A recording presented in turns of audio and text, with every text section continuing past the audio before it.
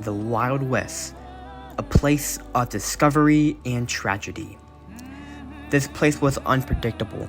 You never knew what was going to happen next. But one boy born in New York was going to change this place forever.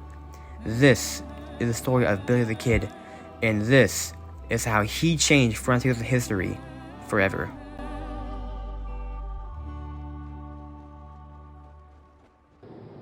It all starts with the birth of Henry McCarty, also known as Billy the Kid.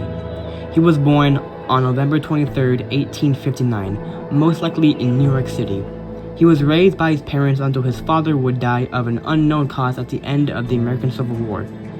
It also didn't help that his mother contracted tuberculosis. His mother was told to move to a dry climate in 1873. His mother married a man named William Atrim. After the marriage, they moved to Silver City, New Mexico. His stepfather virtually ignored his wife and stepsons, so Billy's mother had to provide for her sons, but her condition continued to worsen. Not soon after his mother died from tuberculosis, after her death, his stepfather put Billy and his younger brother Joseph in separate foster homes and moved to Arizona. His years in the foster homes were mostly good. He worked at a hotel. His manager was impressed by the young boy. He wasn't like the other boys. He didn't steal anything or do anything bad. But on September 23, 1875, he was arrested for being a lookout while his mate stole from a laundryman. They stole clothes and 2 pistols.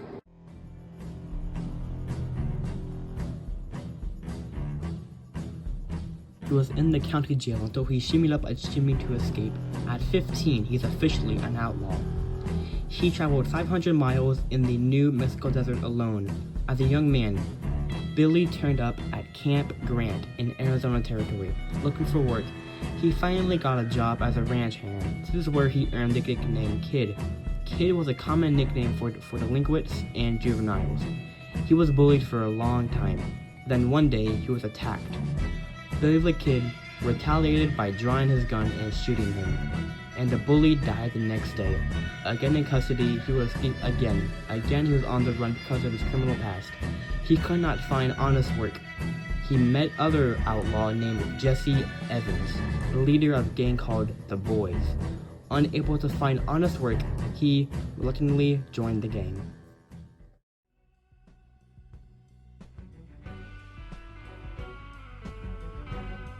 The Lincoln Country War was a war of land between 2 cattle barons. The gang got involved. He was arrested for possessing horses belonging to John Tunstall. But before he could be executed, John hired Billy as a gunman for his ranch. In this time, Billy and John became good friends, but his friend John Tunstall was killed on February 18, 1878. Billy was deeply affected by the murder of his friend. At his funeral, Billy said, "I'll hunt every man who killed my friend if it's the last thing I do." He did, in fact, do that. With the help of the regulators, he shot and killed the deputy who killed Tunstall. Enraged, he killed another deputy and the county sheriff. The government hunted and killed the rest of the regulators, and Billy was the last one standing. Billy the Kid was now the most wanted man in the Wild West.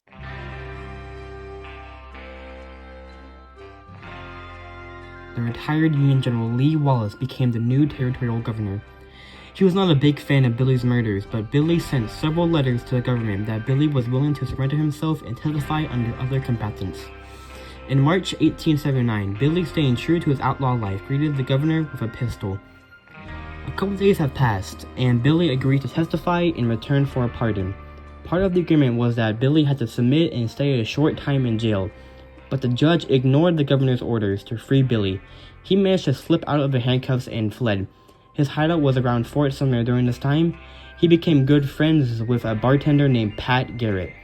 But then Pat was elected for Lincoln County Sheriff. Now Pat Garrett was ordered to capture his friend Billy the Kid, dead or alive.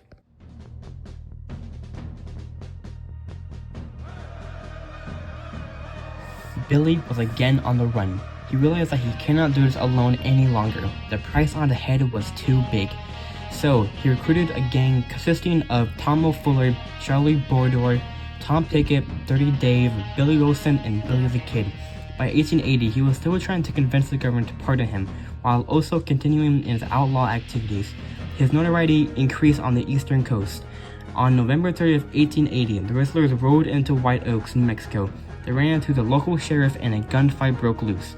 The gang was overwhelmed and chased out of town. In December, Governor Walls had enough of this and put a $500 price tag on Billy's head. Pat Garrett began his pursuit of Billy the Kid.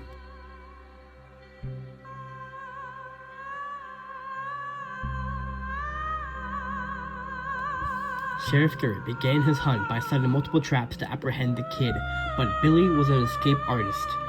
After these ambushes, the rustlers began to ride to Fort Sumner, but the sheriff and his men were hiding in an old hospital building. The sheriff and his men leaped out in front of the rustlers. Sheriff Garrett ordered the gang to stop, but his men ignored Garrett and shot at the gang. Pickett and O'Fuller were riding in front. Pickett survived, but O'Fuller died. 30 Days' horse took a bullet to the head and collapsed, but he managed to climb on Wilson's horse and escaped. The rest of the gang escaped. They fled to an abandoned cabin in Stinking Springs. Garrett was close behind, and not soon after they surrounded the house. About a day, they finally surrendered. The rustlers were captured on December 23rd, 1880. Billy was taken to Mesilla jail. He stayed there until he was taken to his trial. He was convicted of murder and robbery. He was sentenced to hang on May 13th, but he was taken to Lincoln Jail to await his date.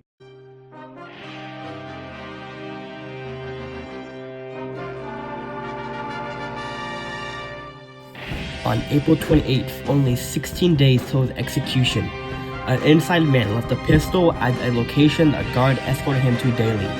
He grabbed the pistol and shot the guard. After this, Billy stole a shotgun. He hid in the room he was being held in and waited for the other guard. The guard came bursting in, looked up, and Billy was aiming the rusty shotgun right at him. Then he pulled the trigger. The guard was instantly killed. He fled to Fort Sumner. In the night, Pat Garrett snuck in with his two best deputies. Garrett and his men were standing outside on the front porch. The kid woke up and walked out on the porch. Billy was unable to see Garrett in the lighting. "Who's there?" he said. Then Garrett pulled out his revolver and shot the kid twice, with one landing in his heart. Billy the Kid was dead. The next day, Billy's friends Tom O'Fuller and Charlie Bordoy buried him at the Fort Sumner Cemetery.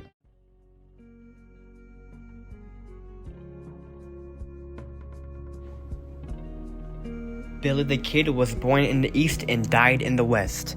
Before the 1870s, the government didn't care for the safety of New Mexico or Arizona. But as Billy kept escaping them, they realized they would have to actually try and put more funding into law enforcement in the West. So when Billy died, they doubled down and began taming the West and bringing so-called civilization, as they called it, to the West. This is how Billy changed frontiers in history forever.